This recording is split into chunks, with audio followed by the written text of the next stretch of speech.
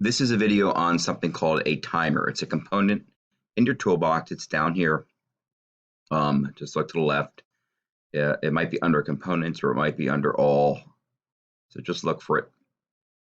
And I'm starting off with just a label a label that says in 5 seconds I will turn red.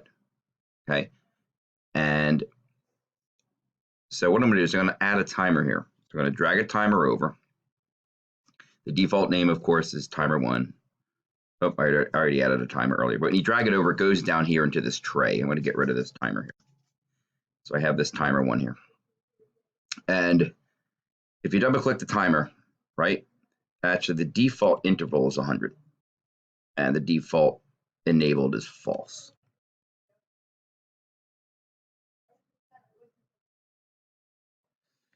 And what I'm going to do here is I'm going to change, again, the default is false for enabled, and interval is 100. That's in milliseconds. So that's a tenth of a second, right? So what I'm going to do is I'm going to say let me change this to 3 seconds. Oh. Let me change this to in 5 seconds I will turn, in 3 seconds I will turn red. So we're not waiting. All right, so I'm going to go back to timer. And the timer is, if you click this timer, right? If I double click it, this is the timer 1, and it's called tick. It's every time if it's enabled, okay, every 100 milliseconds, right, this timer is going to go off, meaning it's going to run the code that's in here, right, if it's enabled. So as of now, if I put anything in here, nothing's going to happen because this timer is still not enabled. When I enable it, it starts when the program starts. So every 100 milliseconds, right, whatever is in here is going to run. Okay, well, 100 milliseconds is a little fast. Okay, we usually use that for animation, which we're going to look at later.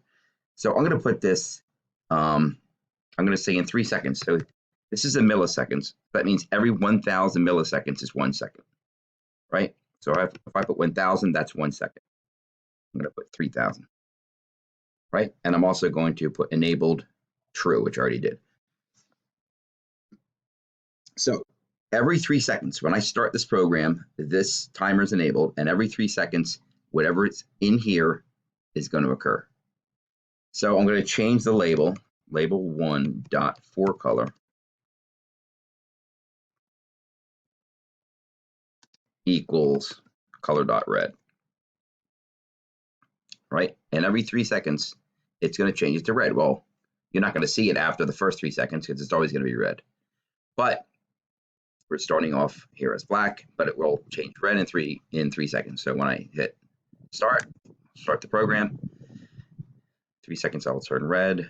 There it goes. So in 3 seconds it turned red. So what I'm going to do is I'm going to make this false, right? So I don't want the timer to start firing away every 3 seconds when I start the program. So I'm going to go back. I have my original text in black, and I'm going to put a button in there, right? And when I press the button, right, then it'll start the timer. And then in 3 seconds, it'll turn red. Okay. So I can leave this here.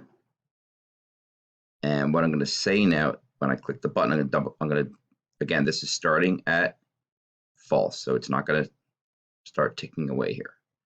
So I'm going to double click the button. And when I click the button, then I'm going to start the timer. So I'm going to say timer 1 dot enabled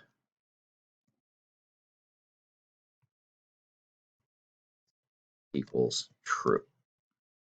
And then it'll start firing away, right?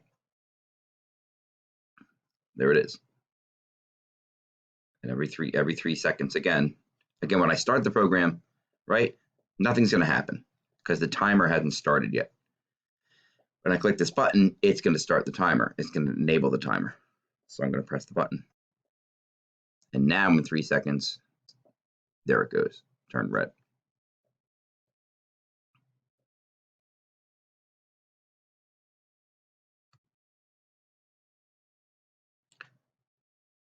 All right, so here's another example.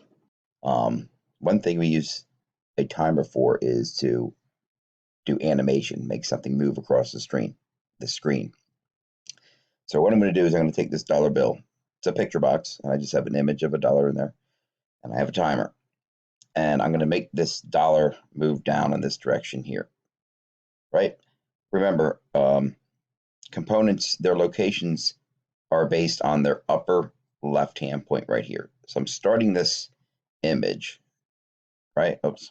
I'm starting this image, its location at 0, 0, right? And that's 0, 0 is up in this upper left-hand corner. Now, it's not like your Cartesian plane or your coordinate plane that you use in math. As you go across here, it is like math where this is kind of like your x-axis, and as x goes to the right, x gets greater. However, in the y direction, when you go down, y gets greater.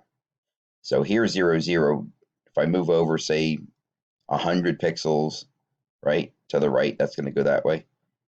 If I go down, that's actually plus 100 down here. That's how that works. So again, the location of this guy of any component is the upper left, and right now its location is at 0, 0. So the timer, right, I'm going to set to true. So when the computer starts, it's going to start firing away every, in this case, second. 1,000 milliseconds is 1 second. So let me click on the timer, and what I'm going to do is I have two form level variables, x and y, both integers. They're both set to 0.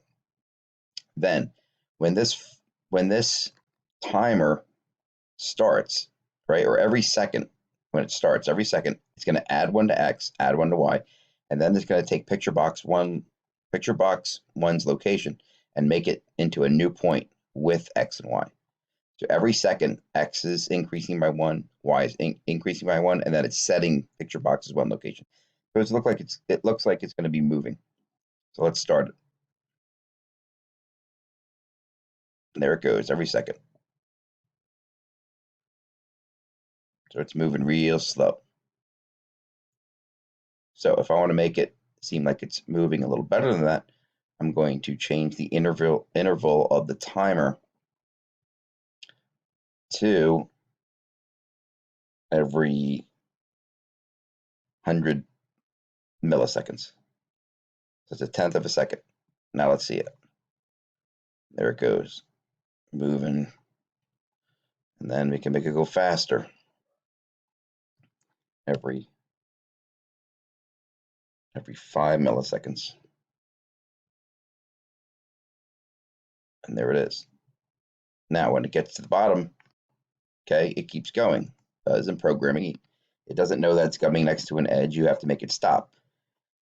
And we'll see that in a program that we make later on. So that's what timers are used for. Very, very, very important timers are. Very useful.